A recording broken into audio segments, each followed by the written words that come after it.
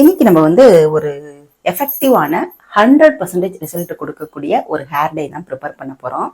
இந்த ஹேர் டையை ஈஸியா ப்ரிப்பேர் பண்ணிடலாம். ரெண்டு பொருளை மட்டுமே வச்சு செய்ய போறோம். ஆனா இதோட பெனிஃபிட் பார்த்தீங்க அப்படின்னா நம்மளுக்கு 100% ரிசல்ட் கிடைக்குங்க. இந்த 100% ரிசல்ட் கொடுக்கக்கூடிய ஹேர் டையை நம்ம எப்படி ப்ரிப்பேர் பண்ண போறோம், அந்த பொருள் என்ன ரெண்டு அப்படிங்கிறத வீடியோக்குள்ள போய் பார்த்துடலாம். ஹேர் டை ப்ரிப்பேர் பண்ணுறதுக்கு நம்ம அடி கனமாக இருக்கிற பாத்திரமா எடுத்துக்கோங்க. ஸ்டவ் ஆன் பண்ணிட்டு ஃப்ளேமை வந்து சிம்மில் வச்சுட்டு நம்ம ஃபர்ஸ்ட் என்ன பொருள் சேர்க்க போகிறோம் அப்படின்னா கடுகுங்க. நம்ம அஞ்சரைப்பட்டியில் டெய்லி யூஸ் பண்ணுவோம் இல்லையா, அந்த கடுகை தான் இன்னைக்கு நம்ம எடுத்திருக்கோம். இந்த கடுகுடன் ஒரே ஒரு பொருளை மட்டுமே சேர்த்து இந்த ஹேர் டையை ப்ரிப்பேர் பண்ண போகிறோம். இந்த ஹேர் டை வந்து நம்மளுக்கு 100% நல்ல ஒரு ரிசல்ட்டை கொடுக்கும். நம்ம எப்படி அப்ளை பண்ணுறது அப்படின்ற லைவ் ரிசல்ட்டும் உங்களுக்கு நான் வந்து காமிக்கிறேன்.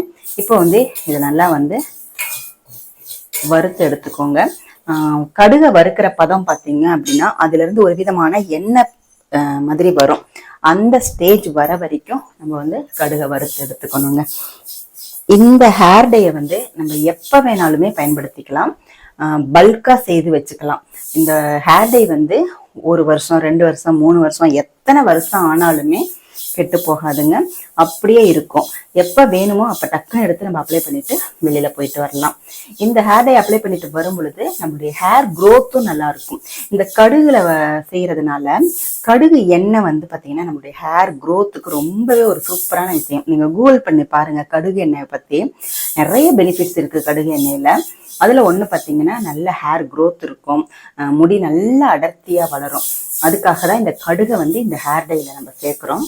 இதை நல்லா வறுத்துக்கணும். எண்ணெய் பிரிஞ்சு வர வரைக்கும் நம்ம இதை வறுத்துக்கணும். இந்த ஹேர் டையை வந்து நம்ம இன்ஸ்டன்டா பயன்படுத்துறோம். இல்ல நீங்க வந்து ரெகுலரா அப்ளை பண்ற ஒரு ஆயிலாவும் இதை நீங்க ப்ரிப்பேர் பண்ணிக்கலாம்.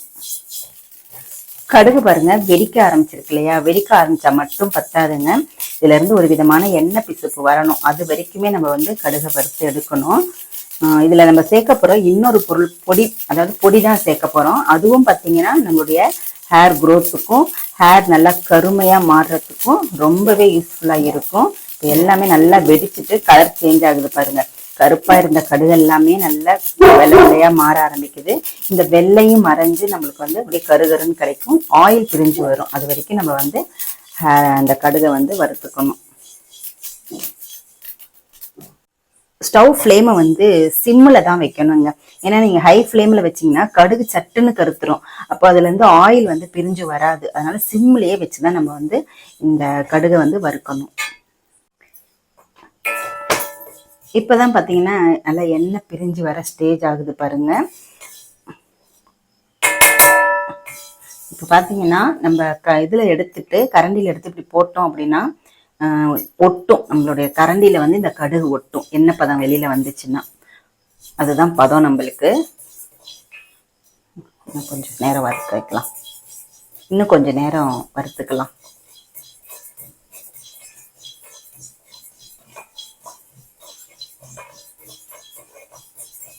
இப்ப பாருங்க, இதை எடுத்துட்டு இப்படி போட்டோன்னே கரண்டிலேயே கொஞ்சம் ஒட்டுது பாருங்க. இந்த ஸ்டேஜ்ல தான் எண்ணெய் பிரிஞ்சு வருது. இப்போ அதுக்கப்புறம் ஒரு 1/2 நிமிஷம் நீங்கள் எடுத்தீங்கன்னாவே நல்லாவே எண்ணெய் பிரிஞ்சு வர ஆரம்பிச்சிடும் பாருங்க.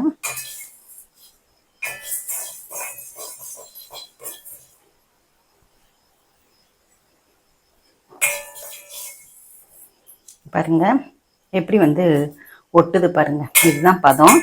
கடுகு வறுக்கிற பதம் அவ்வளவுதாங்க. இப்போ இதுல நம்ம வந்து இன்னொரு பொடி சேர்க்க போறோம் பாத்தீங்களா, அது வந்து பாத்தீங்கன்னா நெல்லிக்காய் பொடிங்க. நெல்லிக்காய் பொடி ஒரு 3 டீஸ்பூன் அளவு சேர்த்துக்கோங்க. நெல்லி முள்ளி சேர்த்தீங்க அப்படின்னா ஒரு கைப்பிடி அளவு சேர்த்துக்கோங்க. நம்ம வந்து இதையும் வறுத்துக்கலாம். இந்த கடுகோட சேர்த்து இதையும் நம்ம வறுத்துக்கலாம். இந்த நெல்லிக்காயோட பொடி வந்து கலர் சேஞ்ச் ஆகணும், அது வரைக்குமே வறுத்துக்கலாம். நம்ம இந்த நெல்லிக்காயை வந்து இந்த ஹேர் டைல சேர்க்கறதுனால நம்மளுடைய ஸ்கேல்ப் எல்லாம் நல்லா ஆக்டிவேட் ஆகுங்க. இதை வந்து நம்ம ஸ்கேல்ப்ல படுற மாதிரி தான் இந்த ஹேர் டையை நம்ம அப்ளை பண்ணுவோம். அப்போ பார்த்தீங்கன்னா நம்மளுடைய ஸ்கேல்ப் எல்லாம் ஆக்டிவேட் ஆகி நல்லா சுத்தமாயிரும். சுத்தமானாலே ஸ்கேல்ப் சுத்தமானாலே நம்மளுக்கு ஹேர் க்ரோத் வந்து செம்மையா இருக்கும். குட்டி குட்டி முடிகள் வர்றத நீங்களே பார்ப்பீங்க. நல்லா வந்து கலர் நல்லா சேஞ்ச் ஆகட்டும். பாருங்க கலர் பாருங்க, பொடி கலரும் நல்லா சேஞ்ச் ஆயிட்டு இருக்கு. நல்லா பொடியும் நல்லா கருகருன்னு ஆயிட்டு வருது பாருங்க. இன்னும் கொஞ்சம் கலர் சேஞ்ச் ஆகட்டும். பாருங்க கலர் ப்ரௌன் கலரா இருக்கு. இன்னும் கொஞ்சம் கருமையா ஆகணும். அப்பதான் ஹேர் டை வந்து நல்லா நம்மளுக்கு கருகருன்னு கிடைக்கும். பாருங்க நல்லா கருகருன்னு ஆயிடுச்சு.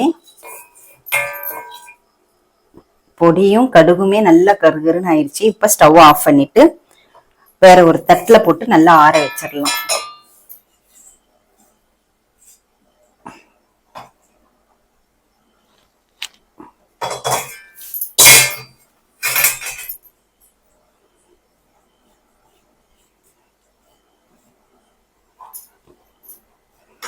நல்லா ஆறட்டும். பாருங்க நல்லா ஆறிடுச்சு. இதை வந்து ஒரு மிக்சி ஜாரில் நம்ம சேர்த்துடலாம். சேர்த்துட்டு நல்லா வந்து மைய அரைச்சி எடுத்துட்டு வந்துடலாம். பாருங்க நல்லா வந்து நைஸா பொடி பண்ணியாச்சு. கடுகு அப்படின்றதுனால நம்மளுக்கு பவுடரா கிடைக்காது. இந்த மாதிரி ஃபார்ம்ல தான் நம்மளுக்கு கிடைக்கும். ஏன்னா கடுகுல இருந்து எண்ணெய் வரும் இல்லையா, அதனால இந்த மாதிரி தான் இருக்கும். இப்போ இதை வந்து நல்லா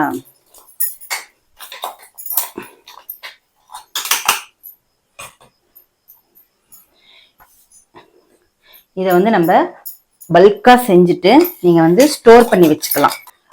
பிளாஸ்டிக் பாட்டில்லையோ இல்ல கண்ணாடி பாட்டில்லையோ நீங்க இதை வந்து ஸ்டோர் பண்ணி வச்சுட்டு எப்பெல்லாம் நம்மளுக்கு தேவைப்படுதோ அந்த டைம்ல நீங்க வந்து இதை எடுத்து யூஸ் பண்ணிக்கலாம்.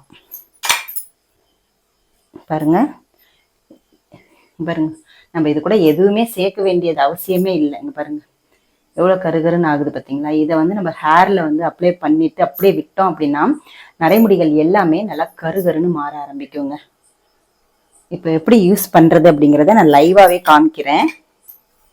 அப்ளை பண்ணிட்டு அதோட ரிசல்ட்டையும் நான் உங்களுக்கு காமிக்கிறேன். இப்போ நம்ம ஒரு பவுல் எடுத்துட்டு இதுல தேவையான அளவு மட்டும் இப்போ நம்ம அப்ளை பண்ற அளவுக்கு நம்ம வந்து எடுத்துக்கலாம்.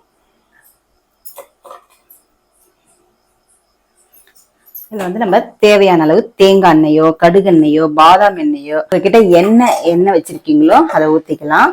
எண்ணெய் வேண்டாம் ஆயிலியா இருக்கும் அப்படின்னு நினைச்சீங்கன்னா இதுல வந்து இன்ஸ்டன்டா நம்மளுக்கு கிடைக்கும் இல்லையா அலோவேரா ஜெல்லு கடைங்கள்ல, அதை வந்து நீங்க வாங்கி வச்சுக்கலாம். இது வந்து கன்சிஸ்டன்சி வந்து நல்லா எண்ணெய் மாதிரி அப்ளை பண்ணணும் அப்படின்னா இன்னும் கொஞ்சமே நீங்க எண்ணெய் கூட சேர்த்துக்கலாம். இல்லை கொஞ்சம் திக்கா இருக்கணும் அப்படின்னா இந்த மாதிரி நீங்க கொஞ்சமா எண்ணெயை சேர்த்துட்டு நல்லா வந்து கட்டிலாம் இல்லாம நல்லா இந்த மாதிரி மிக்ஸ் பண்ணி விட்டுருங்க. பாருங்க எப்படி வந்து நம்மளுக்கு ஹேர் டை கிடைச்சிருக்கு. இந்த ஹேர் டையை இப்போ நான் அப்ளை பண்ணி வெள்ளை முடியில அப்ளை பண்ணி உங்களுக்கு ரிசல்ட் எப்படி இருக்கு அப்படிங்கிறத நான் காமிக்கிறேன். பாருங்க நல்லா கட்டிலாம் இருக்கக்கூடாது. ஏன் கட்டியா இருக்குன்னா நம்ம கடுகு அரைக்கும் போது ஆயிலியா இருக்கிறதுனால அப்படியே கட்டி கட்டியா வந்துச்சு. இந்த மாதிரி நல்லா இன்னும் கொஞ்சம் ஆயிலை ஊற்றி நம்ம மிக்ஸ் பண்ணும்போது கட்டி எல்லாமே நல்லா வந்து கரைஞ்சிரும். அவ்வளோதான் பாருங்க செம்மையா நம்மளுக்கு கிடைச்சிருக்கா. இந்த ஹேர் டையை வந்து எப்படி அப்ளை பண்றது அப்படிங்கிறத நம்ம இப்போ பார்க்கலாம். இன்னும் கொஞ்சம் கூட பவுடர் சேர்த்துட்டு இன்னும் கொஞ்சம் கட்டி ஆக்கிட்டு நான் உங்களுக்கு அப்ளை பண்ணி காமிக்கிறேன்.